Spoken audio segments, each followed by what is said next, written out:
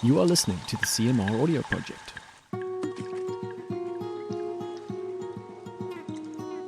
The CMR is the Institute for Coastal and Marine Research at the Nelson Mandela University in Port Elizabeth, South Africa. I'm David, or Dave if you prefer, and today's guest is Dr. Thandi Mgwebi. Dr. Mgwebi is the Deputy Vice-Chancellor for Research, Innovation and Internationalization at the university, and the CMR falls under her portfolio. Please remember that all views and opinions expressed during the CMR audio project interviews are those of the participants alone and do not necessarily reflect any official position of the university. You can download all episodes of the CMR audio project at archive.org. Head over to archive.org and search for CMR audio project, and you should find what you're looking for.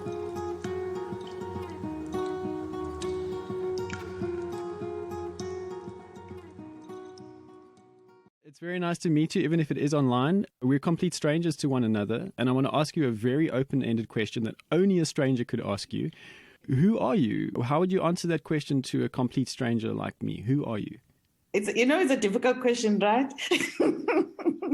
Okay, if I were to describe myself to a stranger who's asking who I am, I like a tradition and I like a lineage. So I consider myself very much of a queen, really. So, we call ourselves the Nubians in my family. So we call each other, even the girls call each other the Nubian queens. So I consider myself cognizant of where I come from. I'm a very traditional person who recognize the people before me. I recognize the African in me. They're very big and gracious people who have come before me. If I look in the African continent, the ones who aren't very much celebrated, like your queens in Nigeria, Amina, Kandake, Makeda, Nefertiti, Asentawa, the Zulu queens like Queen Nandi. So I'm a Nubian, born of the Nubian family that migrated down from Sudan to reach the corridors of the Eastern Cape. That's who I am. It seems quite appropriate that a Nubian queen is occupying quite a senior role at the university then. Could you fill me in on some of the finer details of your role? You are the DVC Research, Innovation and Internationalization. So these are big arenas. What does this entail? Oh, no, it entails being a catalytic within the university in terms of promoting people, and it's supporting people. That's what the role is about. And it's making sure that people are involved in ethical research, providing platforms and systems, being the voice of the university, and promoting innovation, make sure that the university is connected. Firstly, connected within the university, so that's the leadership role, but also connected with the rest of the continent and connected with the rest of the world.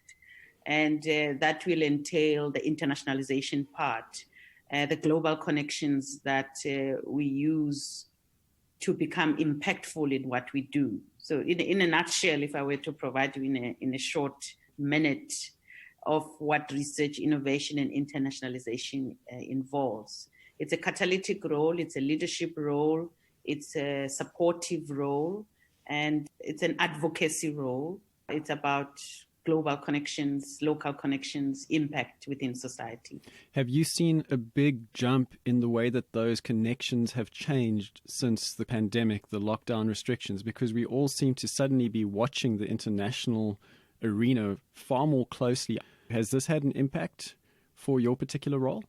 Yes, definitely. In fact, not necessarily changed, but I guess more enhanced and more emphasized, because what we've seen with the pandemic is that the university community has come together a lot more than they have in the last, I would say, decade.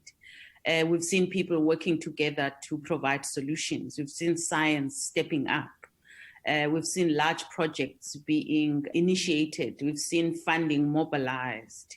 In terms of accessing that funding, that becomes something else, because you need skilled personnel to be able to access that kind of funding. We've seen students coming up with projects at our own university, students leading other students and leading us in creating solutions, in making awareness. We've seen projects like community engagement projects, where people are responding to the issues that are affecting us, like poverty in our society, hunger, food insecurity. An example that I can quote from our own university: the establishment of the Convergence Fund, the fund that's helping people, impoverished people. It's just a helping hand, but we've seen hands being extended to co-create solutions, our partnerships with the municipalities, with the businesses, with government. It's not only happening here at our university, but it's something that you see all over the world, really. So we've seen a step up.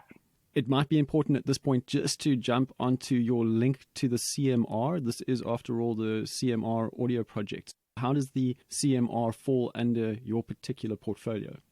So CMR is an entity of the university. The university has got these large research groups, I would say, that are either located at faculties, or they can be institutional, more like defining the theme of the university. As you know, one of the themes of the university is ocean sciences. It's our signature theme, because it's taking advantage of our geographical location. So CMR is a driver. I see CMR as a driver of that theme, but not just ocean science. I see CMR as a lead in creating connections within the university, promoting transdisciplinary studies.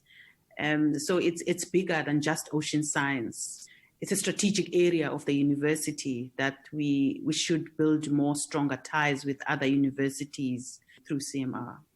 And you have some extensive background building ties with universities, being involved in international projects. You co-chaired the World Sustainability Forum. Yeah, in 2017. Yes. Could you tell me what you learned about transdisciplinary processes? Because I'm obviously involved with the CMR now too, learning how to contribute from the realm of philosophy in a mainly science-based arena. What are your experiences? Do you have any hints or tips for someone like me who's trying to bring in more qualitative ideas into a mainly quantitative arena? I think, I think the trick is in engagement with other disciplines. I'll tell you one story that I found very enlightening for me as well.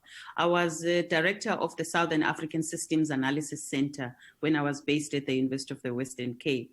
And what that was promoting sustainability science through a project that was established by linkages between the government of South Africa and the International Institute of Applied Systems Analysis in Austria. And we got the funding from the National Research Foundation to establish this program. But this program was not only built around one discipline. It's a program where students come together, and a program is developed for them so that they can benefit from expertise ranging, I would say, from law right into human dynamics. But you would get a mathematics student who's there doing a PhD in mathematics, being grouped together with those kind of students. That's where you learn the benefit of multidisciplinarity, because what it is really, multidisciplinarity and transdisciplinarity, what it is really is driving home the concept that the intricate problems that we have cannot be solved by just one discipline and one approach. We cannot solve problems by using only quantitative analysis or just using qualitative analysis. We need to look at the problem through multiple lenses if we are to make any meaningful impact in solving our wicked problems as they've been described. You come from a diverse background. It is science-based. You were at the University of the Western Cape, then the Tshwane University of Technology. What was your role at the Tshwane University of Technology? My background, is medical sciences. So I'm a cell biologist by training. And then working has exposed me to appreciating a number of disciplines, the interconnectedness of disciplines. So at the University of the Western Cape, I was director of research. But prior to that, I was executive director at the National Research Foundation for Centers of Excellence and Research Chairs. I think that's where most of my learnings in research management were attained, because the NRF exposed me to the interface between research, science, and policy. And that has been so valuable that I'm forever grateful to my experience at the NRF, because it opened up a number of opportunities and viewing the world in a very different sense, coupled with the previous experience at the Medical Research Council. At the Tshwane University of Technology, it was a similar position as I'm holding here. It was research, innovation, and postgraduate studies, which was later changed to research, innovation, and engagement. What led you to being a cell biologist? I guess it was curiosity. When I was a child, I wanted to be a medical doctor. I knew I wanted to be in the medical field and I wanted to be a medical doctor. I wasn't very much exposed to many, like, career planning and all of those exposures coming from a rural Eastern Cape village. So I wanted to be a medical doctor, and I actually couldn't get in the first year. I was on the waiting list, and then I did not want to stay at home. So I started doing a BSc first year while waiting to get into medicine the following year. So I passed well my first year. Then I thought I might as well finish the BSc. I will see medicine when I complete my degree. We actually did get a spot the following year, but I wanted to complete my BSc. And I completed the BSc. After BSc, one thing led to another. I wanted to do botany. I was curious about plants. And then after botany, then I decided, no, I actually still want to do medicine, something medical. So I did honors in botany, and then I did masters in zoology, which was a program that was bridging between zoology and botany. It was aquatic resource management. And after that, then I decided, no, man, I want to go back to research. Now I was exposed to being a researcher because I assisted one of my professors as a research assistant. And I learned about traditional medicine, and there was a group working on medicinal plants as anti-cancer candidates. And then I decided, no, this is what I want. I want to do medical science. So then I applied to University of Cape Town, and I was called by my now former supervisor to come and visit. I visited the lab, and she was gracious, and she exposed me to many other labs that were doing cancer research. And she wasn't working on cancer research. She was working on cell and developmental biology. So she gave me a space of about 3 months to decide. So I visited all these labs, stayed reading, doing this. And then I eventually said, no, I want to do cell and developmental biology because it's in the medical school. So I was at the UCT Medical School for 4 or 5 years. And that's when I finished my PhD in cell biology. And I enjoyed myself in the medical school because I got the best of both worlds, being cell biologist, but also exposed to the introduction of problem-based learning at the University of Cape Town. I became a PBL tutor. You know, when you're a medical student, you get involved into a whole lot of other things. And that was very fruitful experience, and I never regret it. So that's how I got into cell biology. So that's a very specific area, cell biology, right? And now you found yourself, yes, as you have in previous chapters in your life, dealing with things like engagement, internationalization, innovation. What was it like going from such a specialized field into a more generalized field? I could see the connections because, I mean, you know, when you're doing your research proposal, you have to study all these other things that are related, even if they're a tiny bit related to your project. I mean, my cell biology project was looking at, we had a mouse model of glaucoma, you know, the eye disorder. Yes. We had a genetic manipulated mouse models, and I studied those, and I looked at embryonic development, specifically looking at the corneal endothelium. But then you had to study how glaucoma affects populations, what happens, and you study all the social background to understand where the disease progression happens and how. But then I did postdoc in virology, and I was a cell biologist in a group that was working on the HIV vaccine at the University of Cape Town at the Institute of Infectious Diseases.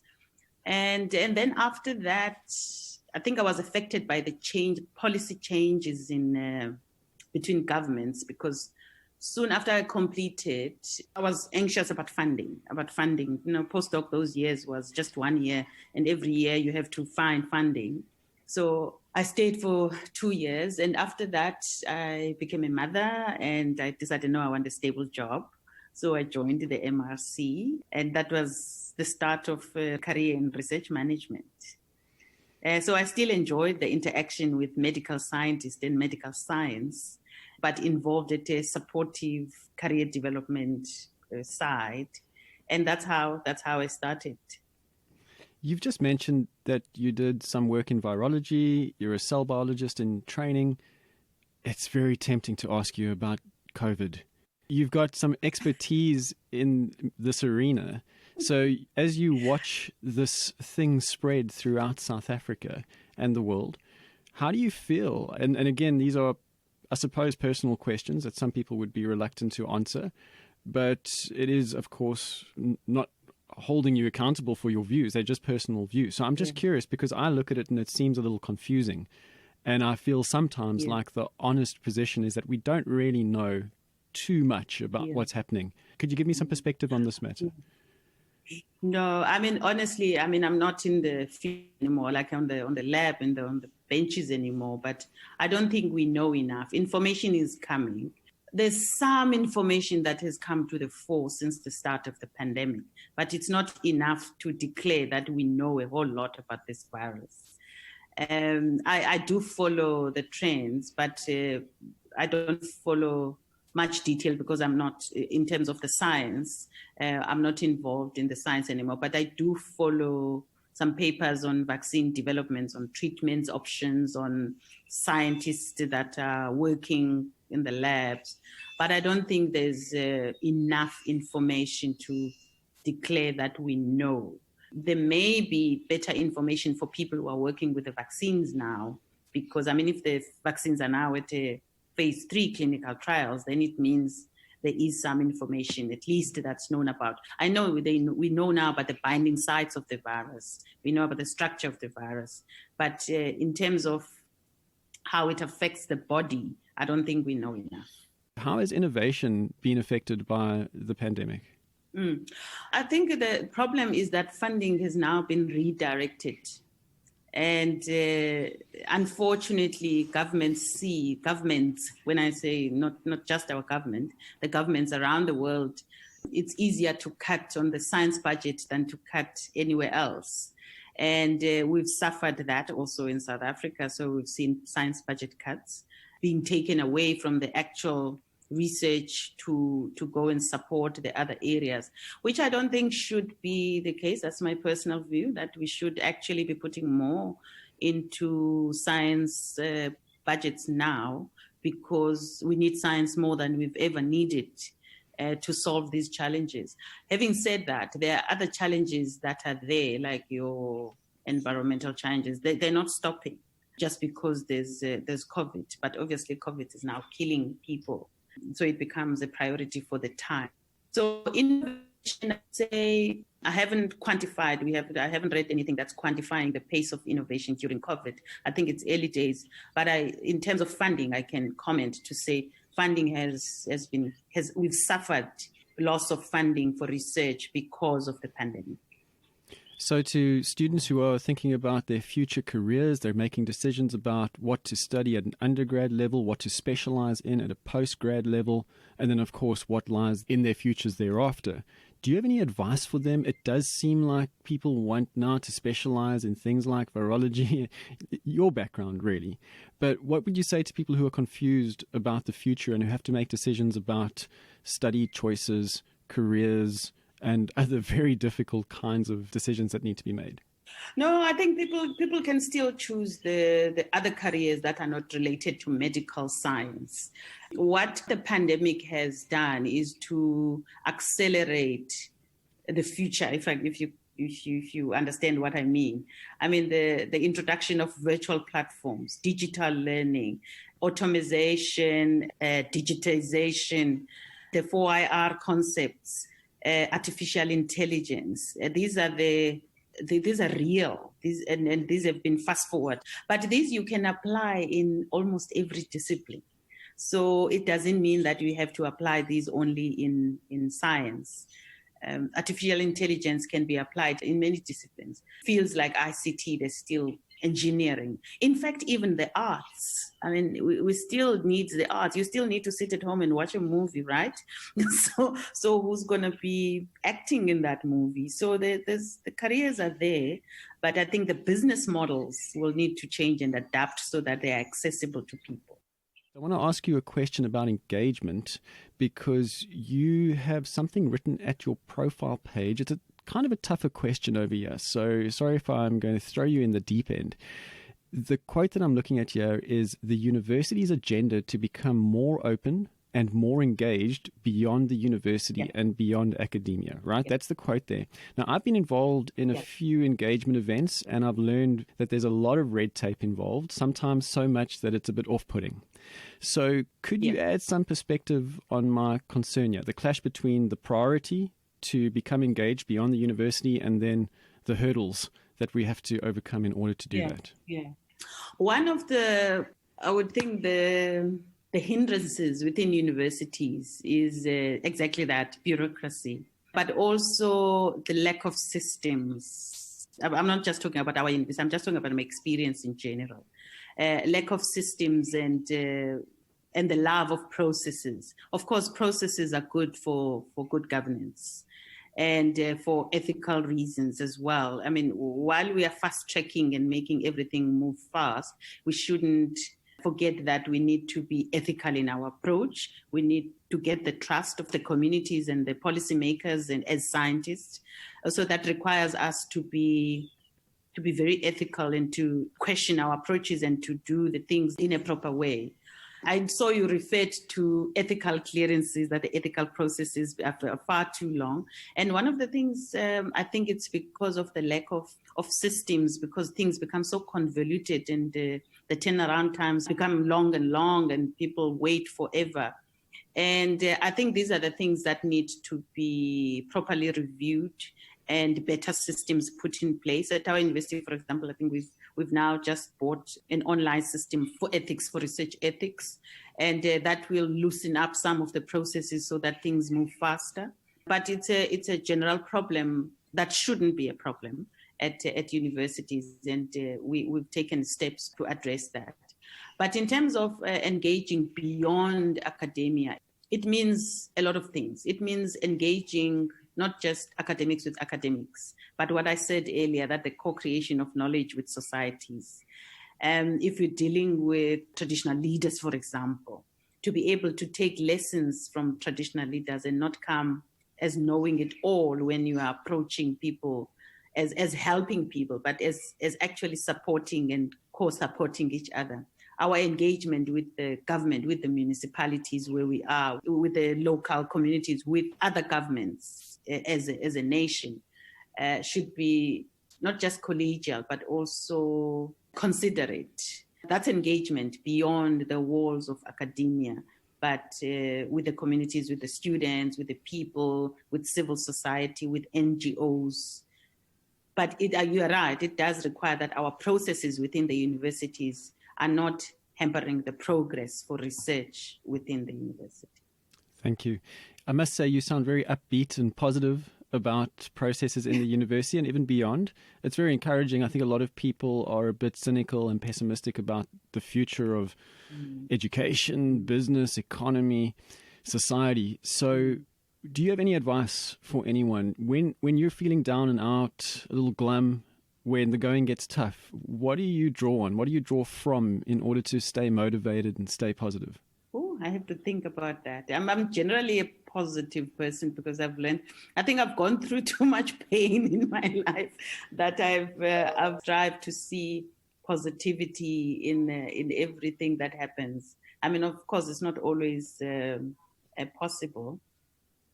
But I think if you're positive, you do leave room for disappointment. But if you're positive, you work towards a goal. If you have a goal, at least you've got something to work towards too. I think people should create goals, but with these goals, you must take the small steps, to achieve the goals and celebrate each and every step.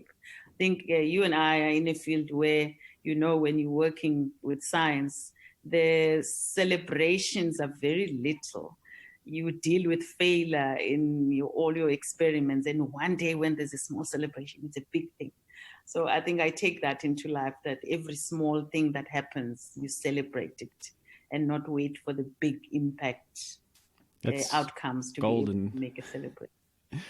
Thank you for that. That's beautiful. Final question from me. It's a very general, open-ended one. It doesn't have to be about the university. It's just anything that you find interesting, like a book or a documentary or something that you've seen that inspired you or got your brain juices flowing. Does anything stand out that you think listeners might find interesting that they could expose themselves to? If I can choose one, I like biographies, but actually there's a book, I don't know if you've read it, The Immortal Life of Henrietta Lacks. No. Have you read that? It's a nonfiction book. It's about the HeLa cells, how the HeLa cells got to be acquired because they were taken from this African-American woman without a consent. And they were harvested, and she suffered from cancer. There's a very long story about her disease. The cells were harvested. Of course, they were cultured. She didn't know anything about it. And later she died of cancer. But the cells remained. And the HeLa cells are the ones we use now every day in genetics. And they multiply. There are now many discoveries on immunotherapies. HeLa cells are the cells that you use for all your experimental needs. Even with the vaccine trials, I'm sure they've used HeLa cells. And they come from this poor African-American woman who never knew that her cells were being used, and then the family could not benefit anything, I think, until the late 1990s when they were tried to be helped. But even then, I don't think they got much. But it's just a story that I always come back to. And I was thinking about it now, about ethics. When I read all of these ethical issues in research at the moment and the publication non-ethical practices that are happening during this time of the pandemic. And I went back to think about the immortal life of Henrietta Lacks and the HeLa cells and the stories of medical malpractice. And it's something that we shouldn't do. And we should learn from that and how not to conduct ourselves as scientists. How not to go about doing things. I like that. I want to thank you so much for your time. You're a very busy woman, and I really, really do appreciate your enthusiasm and your upbeat nature. The times are indeed trying, and you seem to be rising above the challenges. So again, thank you for your time and your enthusiasm. That's the end of the episode. Thanks for listening. Any questions or comments can go to cmraudioproject@gmail.com. All episodes of the CMR Audio Project can be downloaded at archive.org. Head over to archive.org and search for CMR Audio Project. You should be on your way. Many thanks to Kendall Beeden, who made the theme music for this audio project. His email address is kendallbeeden@gmail.com. Thanks again for listening. Until next time, as always, may the tides of life treat you kindly.